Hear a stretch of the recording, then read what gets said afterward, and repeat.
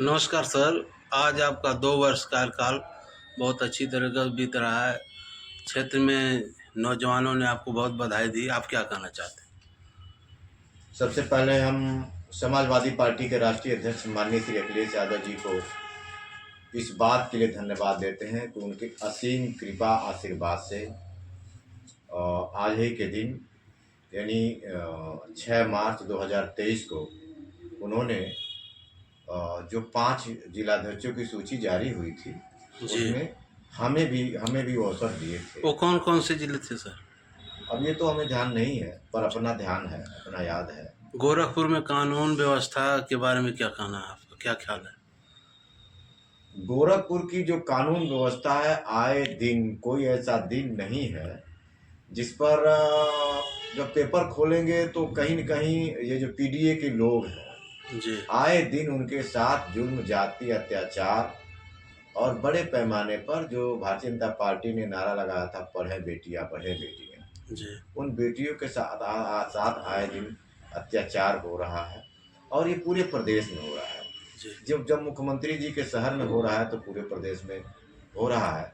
और party Samajwadi party के नेता माननीय राष्ट्रीय अध्यक्ष जी, हमारे प्रदेश अध्यक्ष जी और नेता सदन, विधान परिषद, हर जगह सड़क से लेकर सदन तक हमारे नेता लड़ रहे हैं। ये आज के तारीख में भारतीय जनता पार्टी कानून व्यवस्था के नाम पर पूरी तरह से फेल है। सदन में डॉक्टर संजय निषाद कह रहे हैं फूलन देवी का हत्यारा समाजवादी पार्टी के लोग हैं, जमुना निषाद के हत्यारे समाजवादी पार्टी के लोग। इस पे क्या आपका स्टैंड है? आपके पार्टी का क्या स्टैंड है? जमुना ये जो संजय निषाद जी जो बोल रहे हैं, संजय निषाद जी आपा खो चुके हैं। वो कुछ भी बोल रहे हैं। जी। अभी उन्हीं के एक पार्टी के बहुत जुझारू नेता थे जो सुसाइड करके और जी। सुसाइड में जो पत्र लिख करके दुनिया से विदा ले लिए। जी। उन्होंने जो कहा, उनकी पूरी गतिविधि को सोशल मीडिया के माध्यम से उन्होंने रख दिया था। जी। ये कैसे करते हैं, क्या करते हैं, किस तरह से राजनीति करते हैं, उन्होंने पूरा रखा। मैं कहना चाहता हूँ कि डॉक्टर संजय निषाद जी वो सिर्फ अपने परिवार के हित के लिए काम करते हैं। जैसे वो एमएलसी है, भारतीय जनता पार्टी के सिंबल से है जी। उनके बेटा जो रहे संत कबीर नगर से सांसद, वो भारतीय जनता पार्टी के सिंबल से रहे। जी। जो दूसरा बेटा अभी विधायक है चौरी चौरा से, वो भारतीय जनता पार्टी के सिंबल से है।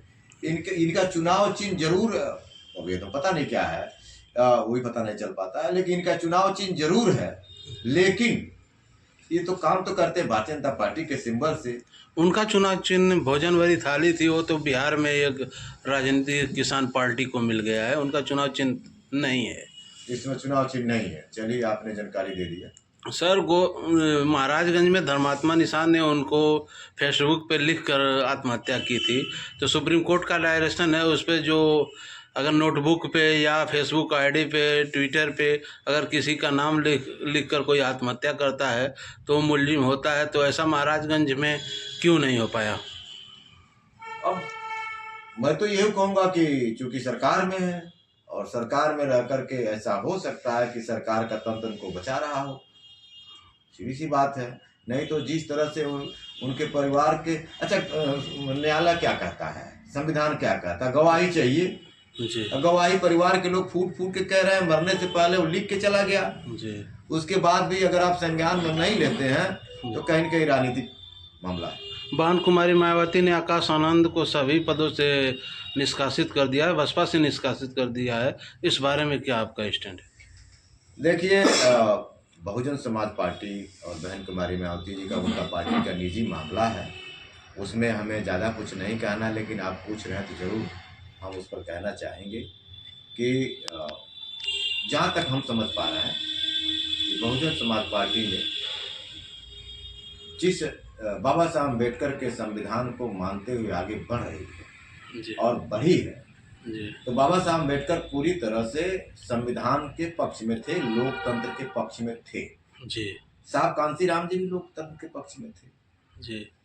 लेकिन जहाँ जिस पार्टी में लोकतंत्र नहीं है, अपनी बात कहने की आज़ादी नहीं है, तो वो पार्टी का क्या हश्र होगा। भाई हम अपनी अपनी बात, अपनी पक्ष, अपनी बात हम रखेंगे तभी तो अगला हमारी बात सुन पाएगा। जी और समस्या का समाधान, अगर समस्या है तो समाधान रास्ता है। बुद्ध ने कहा दुख है तो दुख का कारण है।